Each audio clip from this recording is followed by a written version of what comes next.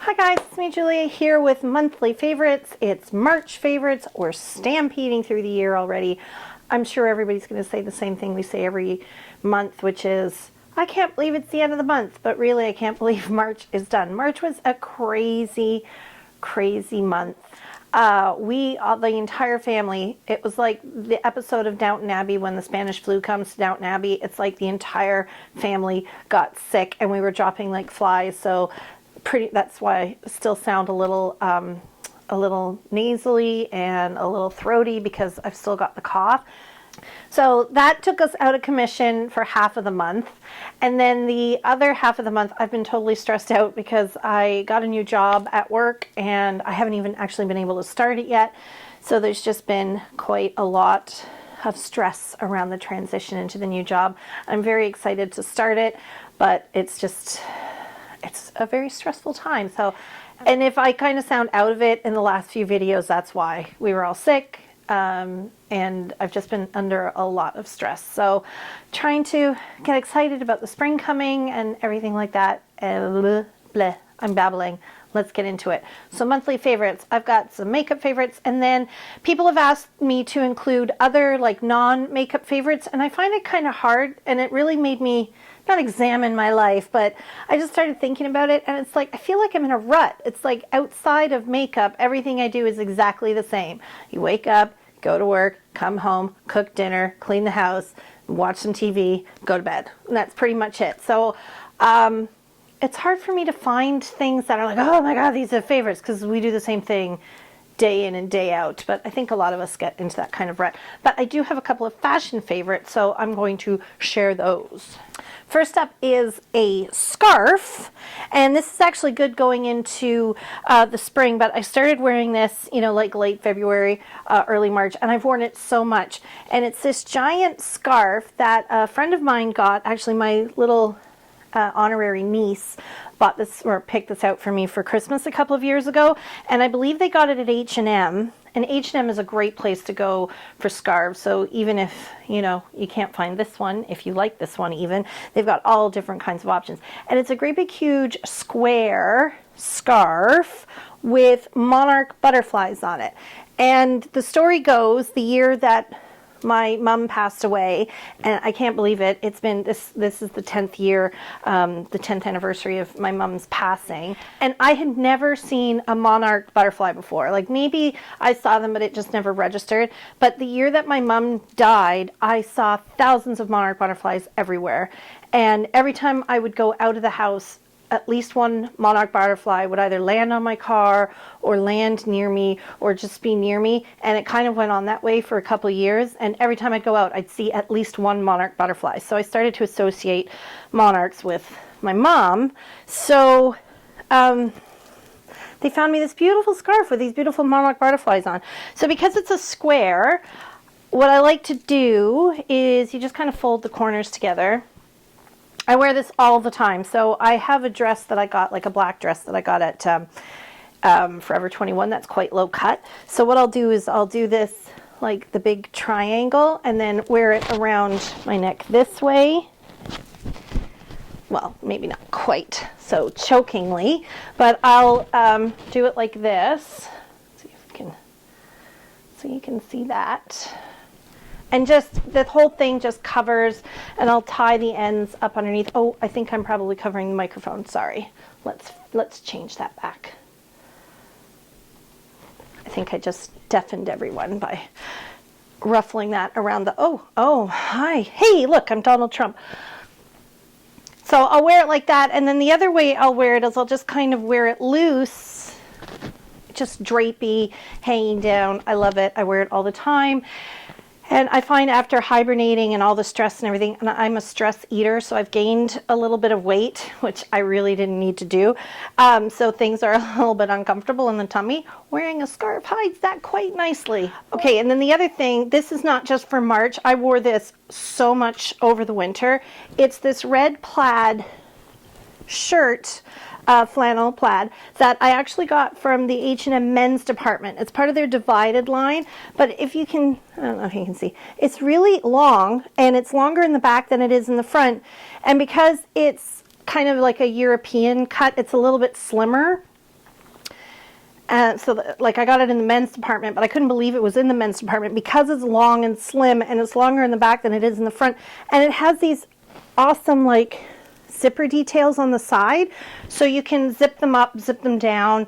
You can wear it open like open like a shirt or a jacket over top of a shirt, or you can wear it closed like a tunic. The only thing being from the men's department, it's a little bit big in the shoulders, but if I wear it loose, you can't really tell. And it is kind of a slim cut. So, you know, don't be afraid to look in the men's department. I thought it was unusual for the men's because it was really cut like a woman's shirt, I feel, with the kind of high-low thing and all that. But those are my two fashion favorites for them. I'll tell you not a favorite for the month is my teeth. I must have been drinking a lot of tea or something this month because my teeth feel really yellow. So I've got a tooth whitening thing that I'm going to do. So I'm really self-conscious about that. Okay, back to favorites. Let's go with a favorite tool. This little guy is meant to be like a silicone face scrubber, and I got it at Forever 21. It was only $1.50. It's got a little suction cup base so it can sit on your countertop to dry, and you just use it to scrub your face. The bristles on it are extremely, I'm totally not in focus. Let's go to autofocus. Let's see, can we focus? Focus. So the bristles on it are extremely flexible, and they're not sharp, they're not stiff, they're not hard at all. They're very, very soft. So it's a very gentle exfoliating, first of all. But what I really love it for is cleaning my brushes. It works so well at scrubbing, because sometimes I have like dense brushes like like the Expert Face Brush, or like a flat top kabuki that's really dense and I find really hard to clean. This, you get in there and it scrubs, but because they're so flexible, they're just really soft and gentle, so it works really well on your face, but it works amazingly well as a brush cleaner. I was so impressed with it. And it's so much easier because usually I just use the back of my hand, but I find sometimes there's like a lot of product left in the base of the brush. This gets right into the base of the brush, but it doesn't displace any bristles. Really good, and you can find these anywhere. You don't have to go to Forever 21. You can get them pretty much everywhere for like $1.50. Although I think they have them at Sephora for like 10 bucks. So save your money and go to Forever 21. I really loved the Estee Lauder Perfectionist Youth Infusing Makeup for this month. It's a little bit more full coverage that I'm used to, but it's so dewy and it just makes my skin look really good and just gives a really nice glow, and it doesn't look cakey. The super dry spell that I usually... The super dry spell that I usually suffer kind of like February was over, and March my skin is going back. It's still dry, but it's not as super duper dry as it gets in the middle of the winter. So I'm able to wear my foundations again, and this one has I've just really been loving it, especially when I mix it with, where is it? One big drop of the Josie Maran Argan Oil. I love this oil, so this oil is a favorite. It's a little bit expensive, but it is so nice because the facial oils that I've tried from the drugstore tend to be a little bit heavier. This absorbs into the skin really easily, and it doesn't like clog your face up, and it doesn't feel thick and heavy on your skin. But when you mix it with foundation, it just helps your foundation smooth into your dry skin. It helps the kind of glowiness of the foundation, and it just makes your makeup look better for longer. So when you mix these two together, it's a total dream. But I'd really only recommend this foundation, and definitely the combination for those of us who have extremely dry, dehydrated skin. Otherwise, you're going to be an oil slick. But these two together really great, and on their own, they're favorites as well. The shade that I'm in for the Perfectionist is 1N1, so it's the neutral, lightest color. It's great. Has a pump. Love it. And it comes with an SPF of 25, which is fantastic. I have a concealer combo that I've been loving. The SuperStay Better Skin concealer has really grown on me. I was kind of on the fence for the longest time with it, but I've decided that I love it. The coverage of it is fantastic. It goes on so smoothly. It feels really comfortable on the skin, and it lasts a really long time, and it doesn't cling to dry patches. I find the Fit Me concealer can be a little bit lighter in coverage and doesn't really last as long as this. So this is a step up from the Fit Me concealer. I love it. And then when I'm doing my under eyes, I've been totally in love with this Sephora Smoothing and Brightening Concealer. This has hyaluronic acid in it. The shade I have is light, number 3, so it's a really light pink tone. Smooths the under eye area, does a really great job of brightening, and just is so comfortable on the skin and doesn't go dry or cakey or anything like that. And then the two of them together, fantastic combo. Been wearing that for like every day since I got the two. I've been wearing the combo. Love it. Then my two favorite eyebrow products. I've been kind of a little bit going cuckoo for my eyebrows lately. I'm not a really big filler. I'm not a big sculptor or shaper. I'm not good at that. Like I'm not very good at drawing on a shape and kind of changing the shape of my eyebrows. Basically, I just want to fill them in and make my tail look a little bit thicker and make them look decent, but I don't care. Like, I know that I'm not on trend or anything like that with the shape of my brows, but I look ridiculous when I like, draw them in, and then I'm, that looks crazy on you. But the two products that I've been using to fill them in, and I've been totally in love with, is the Brow Stylist Definer and Brow Plumper from L'Oreal. I have the shade Brunette in the pencil. It has a spoolie on one end. It's got a nice little tip on the other end. It truly is a fantastic dupe for the Anastasia Brow Wiz. It's like $13 at the drugstore, so you have to make a decision there. I mean, it's $13.98 at Walmart here in Canada, so that means it's probably $16 or so, $15, $16 at the drugstore, which is getting up there. The Brow Wiz is only $21, so it's not like huge savings, but you can get them at the drugstore for like $10 cheaper than what they're at Sephora. So yeah, I think if you like the Brow Wiz but you find it expensive because you have to buy it so often, try this, the Brow Stylist Definer. And then the Brow Plumper is just, it's like a little mascara for your eyebrows, and I like the fact that the brush is nice and small because I don't have a lot of hair, and you don't want to end up looking like Groucho Marx with marker all over your face. So this is really nice. Love the combo. Fabulous. Okay, next we're going to go to some cheek products that I really love. And I have to thank one of my viewers, that sounds really weird to say, one of my subscribers on YouTube for giving me the hint on this. This is the Hourglass Ambient Lighting Powder in Dim. And when I was doing my makeup clean out, I mentioned like it's too dark for me to use as a setting powder. I don't really know what to do with it. And somebody suggested using it as a bronzer, and holy smokes, what a fantastic tip. So if you're fair skinned, this actually works well as a very subtle bronzer. And it's very pale, but there is a warmth to it. And when you build it up, I'm wearing it today, it gives the most natural warmth to the skin. Like, it doesn't look like you're wearing bronzer. It certainly doesn't look like you're wearing contouring.